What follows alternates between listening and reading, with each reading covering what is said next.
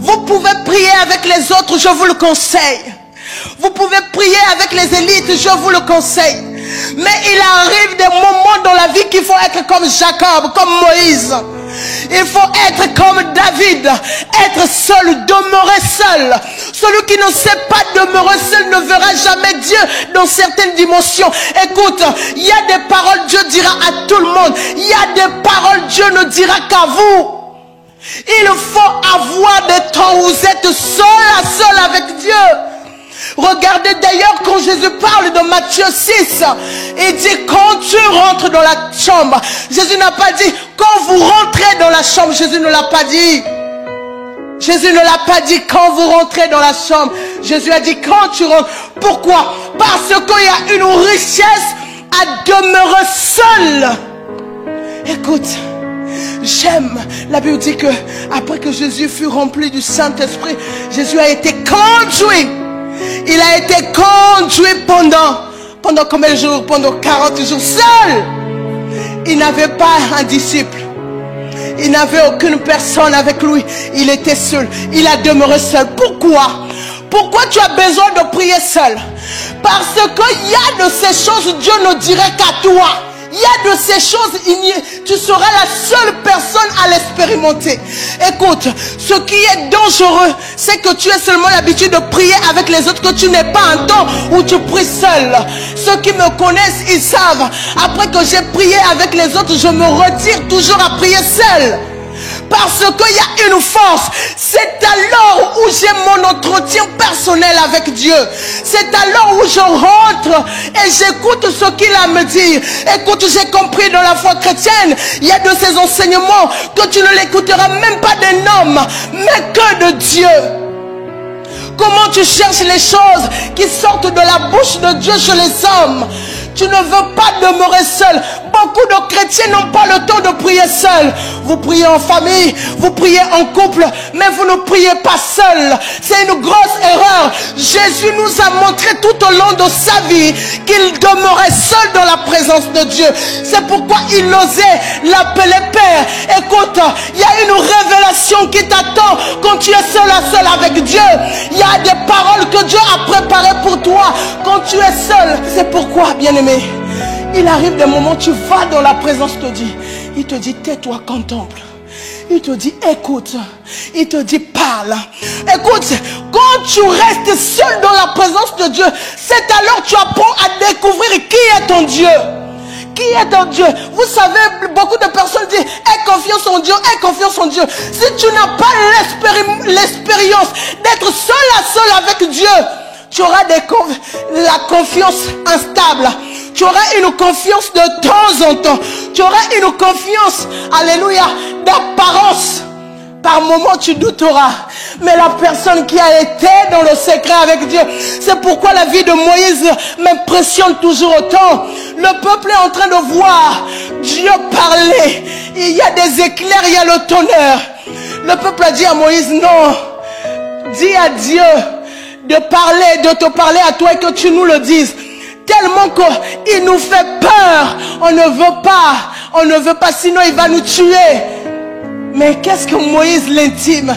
Celui qui était habitué à la présence de Dieu, celui qui était habitué à rester dans la présence de Dieu, ce qui effrayait tout le monde. Bien aimé, Jacob a voulu expérimenter Dieu, mais il a d'abord chassé femme et enfant.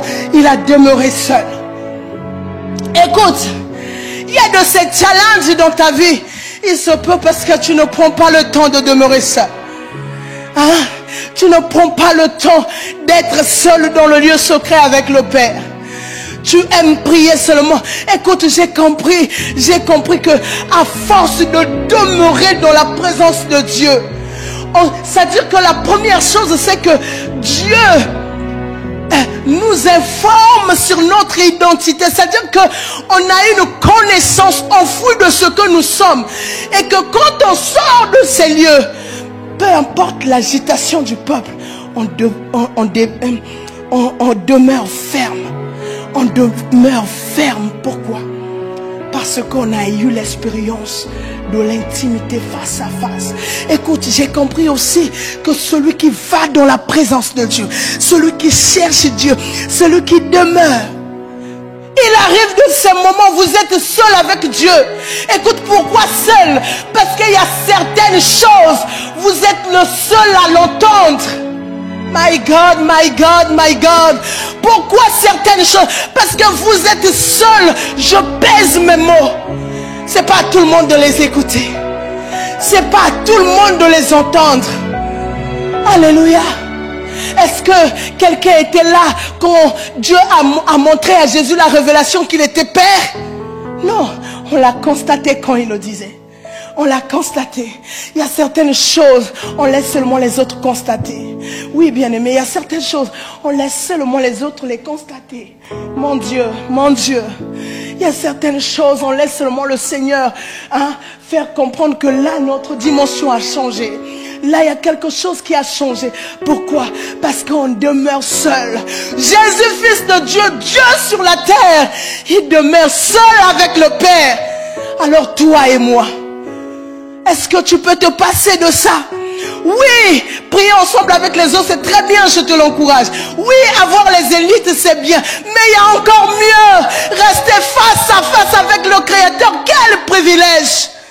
Celui qui gouverne le monde, le Créateur du ciel et de la terre, te veut en intimité avec lui. Te veut dans le lieu secret avec lui. Te veut, toi et lui, face à face. Il a des choses à te dire. Il a des choses à te montrer. Alors apprends. J'ai appris dans la vie que certaines choses tombent quand on est devant lui. Tu peux avoir un cœur meurtri, un cœur rempli de rancœur, un cœur méchant. Mais quand tu demeures, quand tu viens, les écailles tombent peu à peu. Des choses te quittent peu à peu. Pourquoi? Parce que dans cette présence, on n'écoute pas seulement, on vient aussi se soigner. Alors que parfois tout va mal dans notre vie, on a besoin de parler aux gens, on a besoin de dire, je ne vais pas bien, il y a telle chose qui me dérange. Mais on oublie le process, on oublie normalement ce qui enlève des rancœurs, l'opération de Dieu qui s'opère dans ton intérieur, qui te guérit. C'est que quand tu arrives dans cette présence, tu es guéri. Parfois quand je suis triste, il me suffit de prier pour me booster. Il me suffit d'aller lui dire, Seigneur, je ne vais pas bien. Je parle, c'est mon Père. Il dit, Seigneur, je ne vais pas bien. Mon cœur est triste. Voilà, cette situation me dérange. Et par moments, je vais commencer à parler. Et le Saint-Esprit va prendre le contrôle de mes mots. Va me parler, va m'instruire. Et je vais commencer à adorer. Et au lieu d'établir la haine ou la vengeance, c'est l'amour qui parle. Pourquoi? Parce qu'on a été dans le lieu secret. Écoute, j'ose croire qu'il y a de la méchanceté parmi nous. Il y a de la haine, les grands parmi nous. Parce que l'expérience de face à face avec Dieu a disparu. Parce que cette dimension, la dimension de la prière où on demeure seul, n'est plus.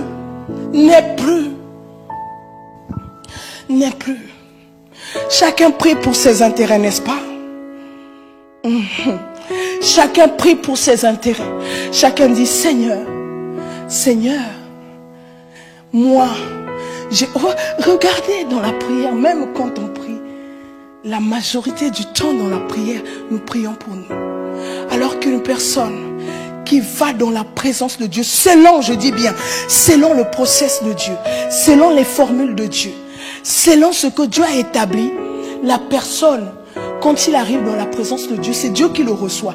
Donc c'est Dieu qui l'accueille. C'est Dieu qui a préparé son menu. C'est Dieu qui lui dira, on fera ceci, on fera cela, on fera ça. C'est pas soi. Et ce que j'aime de Matthieu 6,6, Jésus dit que votre Père sait. C'est-à-dire qu'avant que tu rentres, il connaît tes besoins. Si tu orientes dans une direction, c'est qu'il sait de quoi tu as besoin. Alors, ce que j'ai à nous dire ce matin, c'est que il y a la prière et il y a la prière. Il y a la prière et il y a la prière. C'est bien, on prie ensemble. C'est bien, je prie avec mes élites. Mais il n'y a rien de plus meilleur que de se tenir face à face avec Dieu. Il n'y a rien. absolument rien. Je pèse même. Il n'y a rien de plus beau que se tenir seul devant Dieu. Demandez à Jacob. Il dira comment la prière a calmé le cœur de son frère. Demandez à Moïse comment Dieu a fait ces miracles incroyables. Demandez à David qui a été dans le lieu secret, seul, avec les brebis, en train de développer une intimité. Le Dieu de son salut, le Dieu fidèle. Et quand il sort avec des exploits. Pourquoi? Parce qu'il a expérimenté Dieu seul. J'ai compris que si tu veux tenir dans un lieu, si tu veux être maintenu quelque part, sois d'abord maintenu dans la prière. Sois d'abord dans une dimension où tu cherches Dieu face à face. J'ai entendu le témoignage d'un homme de Dieu à Djinabala. On me dit dans son livre que c'est un homme, quand il allait dans la présence de Dieu, il ne définissait pas quand est-ce qu'il sortait. Il allait. Et tant qu'il n'avait pas reçu, tant qu'il n'avait pas entendu, il demeurait jusqu'à entendre pour sortir au Seigneur.